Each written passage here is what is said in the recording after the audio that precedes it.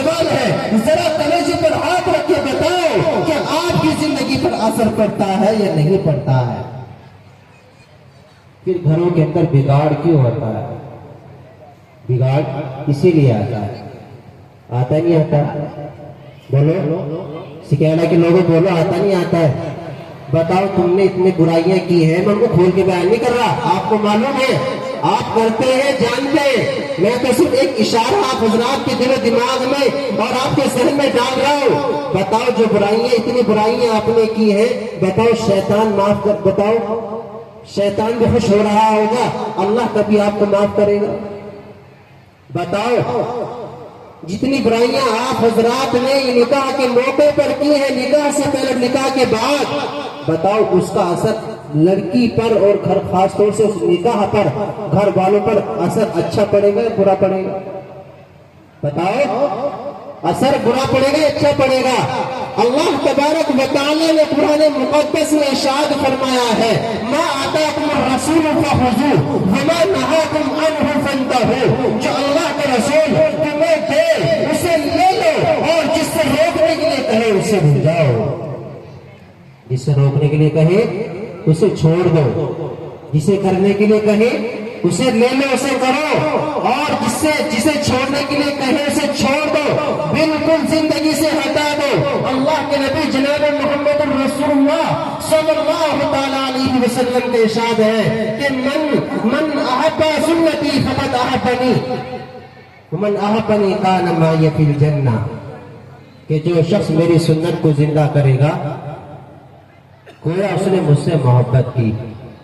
بتاؤ ہاتھ اٹھا کر کے بتاؤ، اللہ کے نبی سے محبت کرنا چاہتے ہو نہیں چاہتے؟ اللہ کے نبی سے محبت ہے؟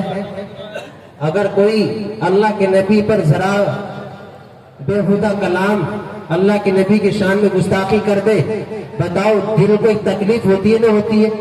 دل کو تکلیف ہوتی ہے، لیکن آپ یہ بتائیں جب اللہ کے نبی کی شان میں گستاخی ہوتی ہے تو ہمارے دل کو تکلیف ہوتی ہے اور ہونی چاہیے، لیکن جب اللہ کے نبی کی سنت کو چھوڑا جاتا ہے، اللہ کے نبی کی سنتوں سے اعراض کیا جاتا ہے، میرے دوستوں بھائیو بتاؤ اس وقت تکلیف کیوں نہیں ہوتی؟ اس وقت تکلیف کیوں نہیں ہوتی؟ اس وقت پہ تکلیف ہونی چاہیے۔ اللہ کے نبی کی سنت کا جنازہ نکل رہا ہے، چھوٹ رہی ہے، اعراض کر رہے ہیں، تو بتاؤ تکلیف ہونی چاہیے نہ ہونی چاہیے؟ اللہ کے نبی جناب محمد الرسول اللہ، آقا مدنی جناب محمد الرسول اللہ صلی اللہ علیہ وسلم نے ارشاد فرمایا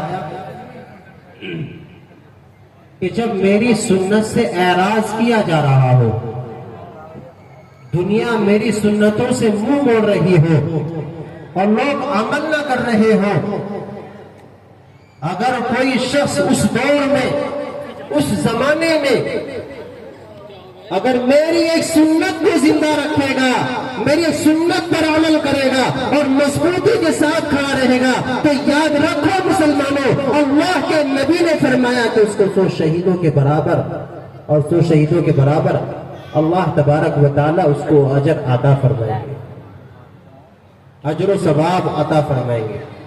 کتنے برابر؟ 100 شہیدوں کے برابر۔ کتنی سنتوں پر؟ تمام سنتوں پر نہیں۔